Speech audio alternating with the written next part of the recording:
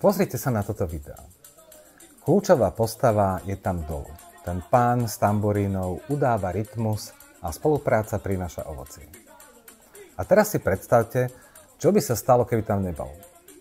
Každý by išiel svojím tempom, alebo by sa začali hádať, kto bude ten rytmus udávať. Skôr či neskôr by popadali dolu. Presne toto zažívam u podnikateľov, keď mi hovoria: keď nie som prítomný na prevádzke, výkon pada dolu. No je jasné, že pada dolu, lebo tam chýba ten, kto drží rytmus. Sústredenie na výkon sa rozpadne. Zavedené firmy to riešia cez team lídrov, majstrov či predákov. Ak si nevyberiete vy, tým si ich zvolí sám v rámci tímovej dynamiky. A verte mi, že nie vždy to bude človek, ktorého by ste tam chceli mať. Vyberte si svojho zástupcu a ak si zvolíte správne a budete ho správne viesť, nemusíte sa báť opustiť prevádzku. Dá sa to naučiť.